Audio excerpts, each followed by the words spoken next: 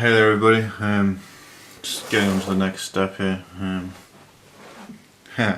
Finding a little bit of guard. So this is like after everything else has been assembled, so if this is the core H block piece, you've got the H.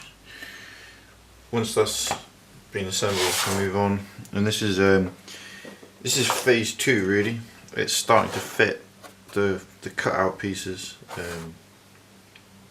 Starting to fit floors in, and it's starting to look more, put the roof on, starting to make it look a bit more like a building. And this is where you start running into troubles, where you find out that your measuring hasn't been as accurate as you'd like it to be, and you're starting to fit stuff, and you're having to sand things back. And so I'm just going to show you how I'm going about assembling this. Okay, you're in shot there. So the roof's the easiest bit, really. Just running glue around the top edge here. Again, I hope you see that all the markings that I've been doing, facilitating making my job as easy as possible. The reason I'm doing the roof first is this is the final piece of shoring up, which will make the structure really very solid. Also, it's a latching on point for some of the sort of filigreed side bits which go at the front. I've just got a piece down here. Also, when applying glue, I put on the top line of the floor, which gives me a line to run glue underneath. You could do a double line, so you've got sort of like with the central lines, and I've done where, so you can see, but it's just there, so you've got a rough guideline. Glue beneath here. Whenever you want to get everything lined up carefully. This is actually a nuisance. You want to get this absolutely square and flush.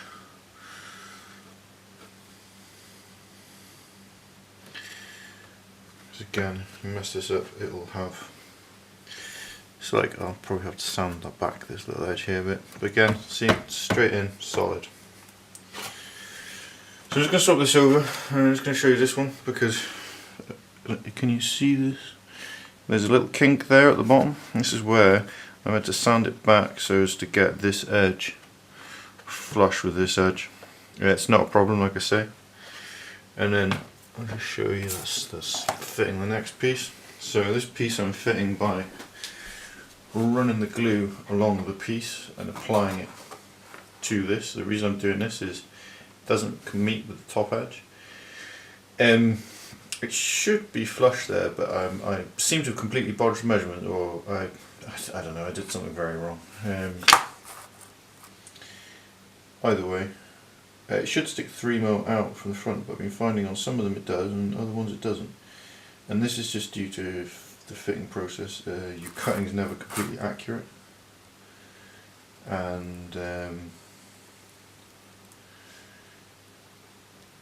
a millimeter's deviation is a pain in the ass, and it will happen. But this is what I mean, so you've got to be able to compensate for these things, and so you might require sanding stuff back. Fortunately, this material has quite a lot of flex in it. So you can make it fit against as well, which is great. So then I'm just getting it, I'm lining it up with the bottom edge, but most importantly I'm lining it up with this, because I want this to be as neat as possible. And when it comes to it, what I'll probably end up having to do is cut thin pieces of this, run it down the corners, and then I'll sand it back and sand it flush, and then it will all become smooth and wonderful and perfect. It'll be fine. See, I've stuck it to my board, that's no good. Also, there's a sort of gap in here, a little slight gap. I'm just forcing it in. The super glue in the case of this stuff, it seals, or it glues really strongly, so I'm not too fussed. If it was something like plastic card or what have you, I would never recommend this. If it was foam, board, I wouldn't recommend doing this because you end up damaging the foam board, whereas this stuff, it really tries to retain its shape, and it warps a bit, but it doesn't lose its structure. And I'll just keep repeating words like yeah. Just holding itself together. So then I'm finding it easier on this side. So I've done that one. So then this will be a taller one, so it's going to be running along this. And again, what's really important for me is I want this edge flush and I want this edge flush. Everything else can be fitted later. Also with the super glue, I'm not just using a super glue, I've got like a skinny nozzle for it. This just helps with a bit of extra control. Sometimes find with super glue, nothing, everything. Also, I'm using like one of the big, or a larger pot of glue. I don't think I used to buy really big vats of super glue. I think that's fine if you are, if you've got tons and tons, but these days, to be honest with you, I would rather have a smaller tube of super glue, because otherwise you just end up wasting half of it, or 2/3 of it, or 3/4 of it, and so you just shell out loads of money on glue that you don't end up using.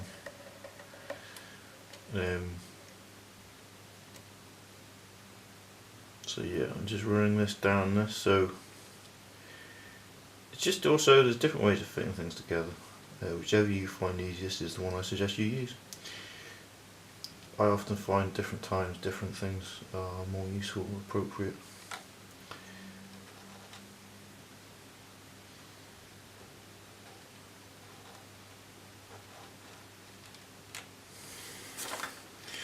You want to get the glue on and the piece on as quickly as you can, really.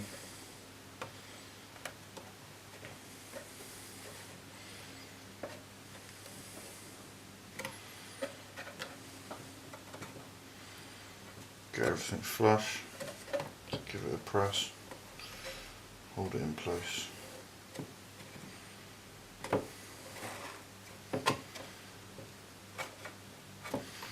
So yeah, there it's sort of, it's starting to look like a building.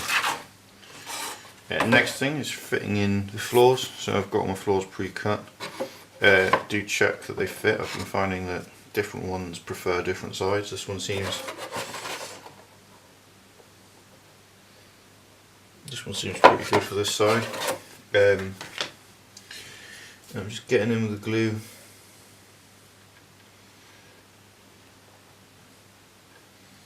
Again, following just underneath the line. I'm pretty happy that, if nothing else, at least the lines on the interiors here are all pretty matched up.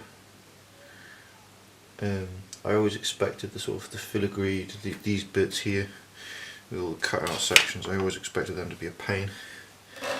And they are.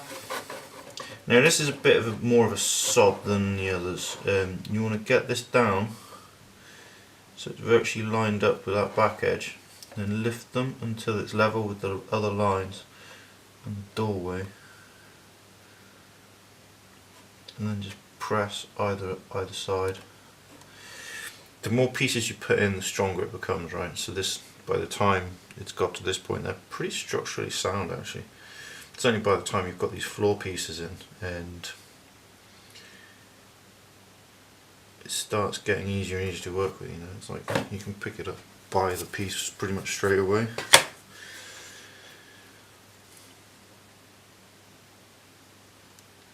So I'm just keeping on, and then this is just, I've got 4 floors like this to put in, 2 on each side, and again I'll give you a little scale demonstration on them all.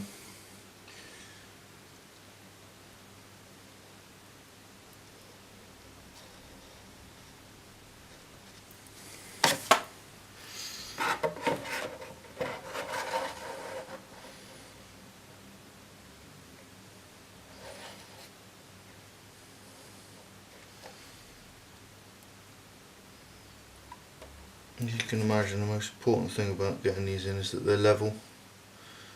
so that you can get miniatures on them and it's all good. I'm not going to finish this one right away. I'm going to have a Blue Peter moment. You know, here's what I made earlier. So this is an assembled one, so you can see that it's partially assembled. I'm just grabbing a mini to show you some scale. So yeah, there's your 25mm mini. I am going to be dividing these into 2 rooms. It's mostly because I want them to be able to fight between the rooms, and also if someone comes up the fire escape, which will be on the back edge here, I'll just show you that in a minute. Because I'm going to just stick it on for the moment, and I'll have to show you some what I'll be doing afterwards. But you know, these are big buildings. You are not, I mean, what? Just grab a tape for you.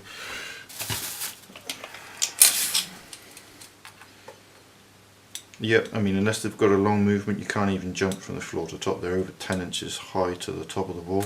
So a lot of characters that have things like super jump, they can't even do a single jump on top of these buildings unless they're already part way up another building. So it's like you're leaping from up buildings.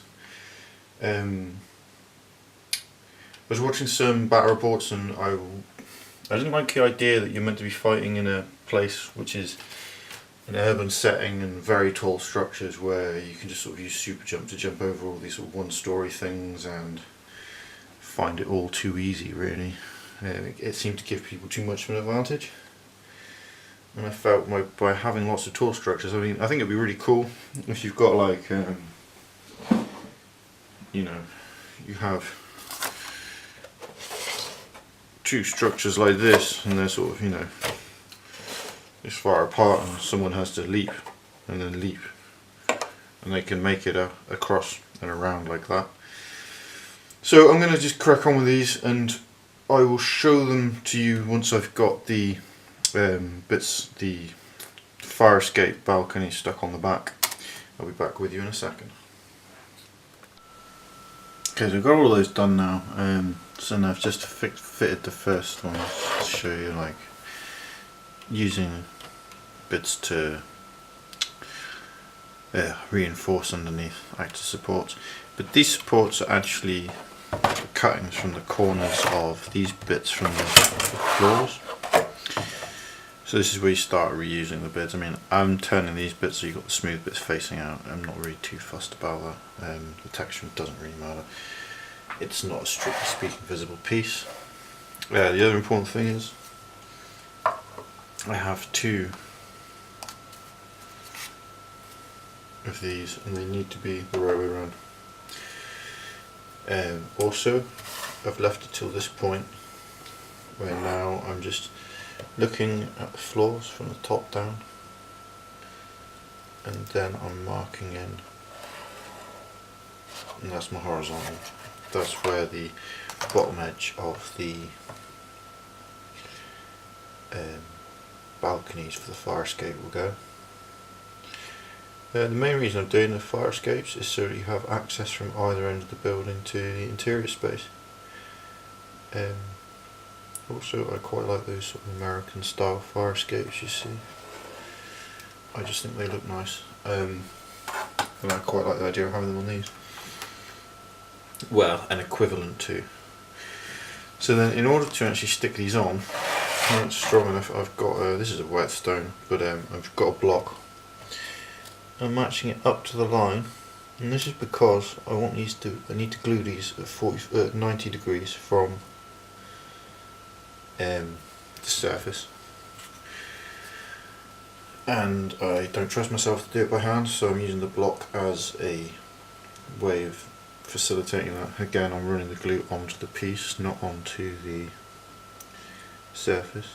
I don't want to inadvertently stick the block to the surface, because then God knows what would happen, and it would be just my luck. Typical kind of thing for me to do. So I'm just running the glue along the edge.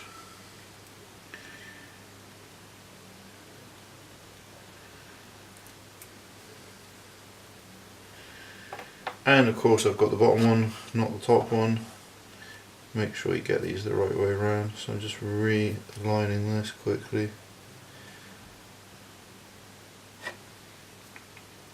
And then I want one edge of the shaft to line up with these etched in lines, which are at the edge of the window. And I'll just overlap ever so slightly. And that's how you know that it is right. So I'm just attaching both of these first. And having attached these, then I'm putting the supports in.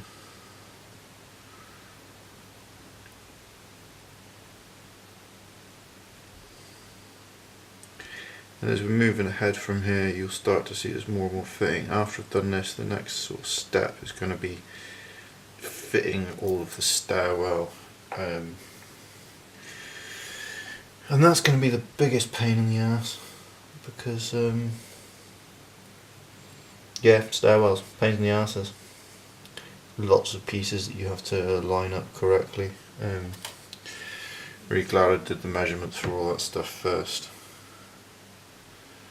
So having just gotten those to slot into place, I'm making sure that this bit is facing this way.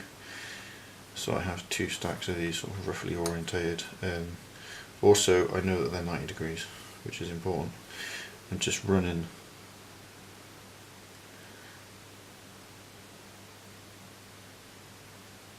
along the edges.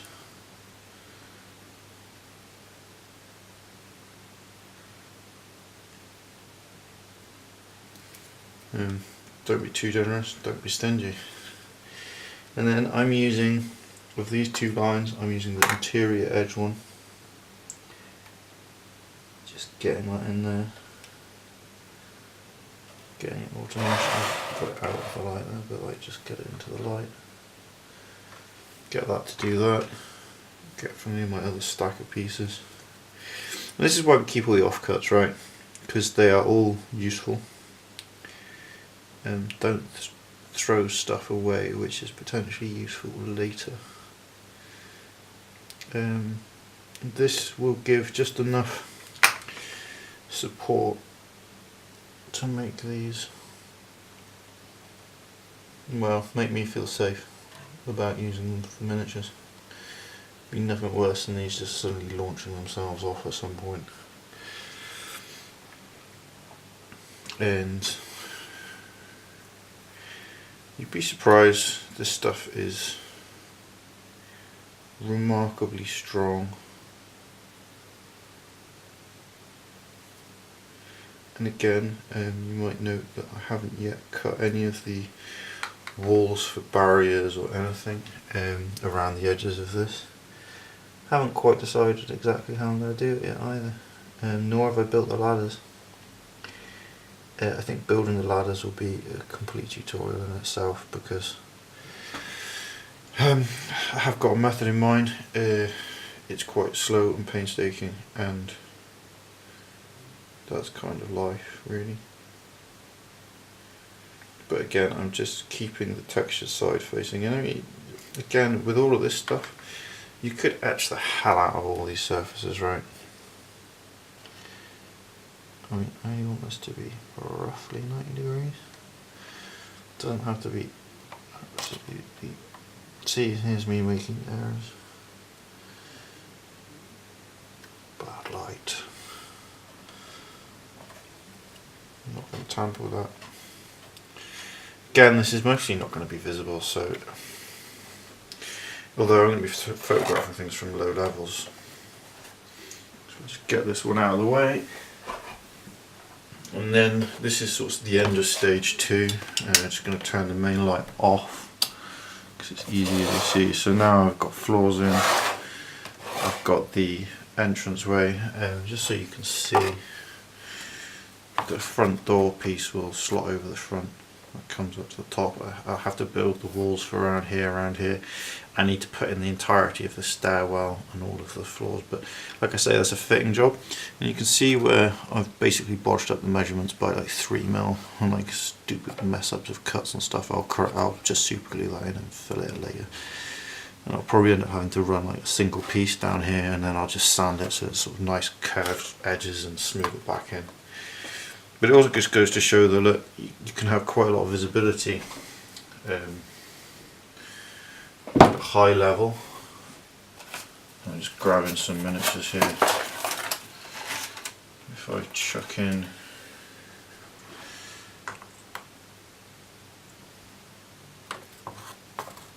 a guy actually inside another guy. So I'm just going to grab you and bring you down to their level. So if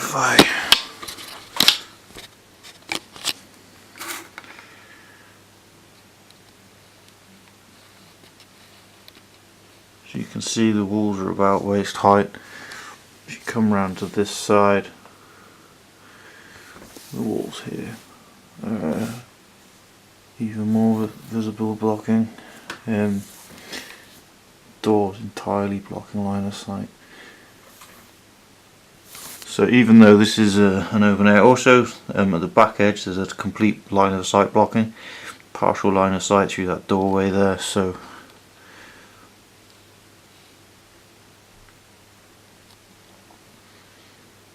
and again, overall the building is line of sight blocking.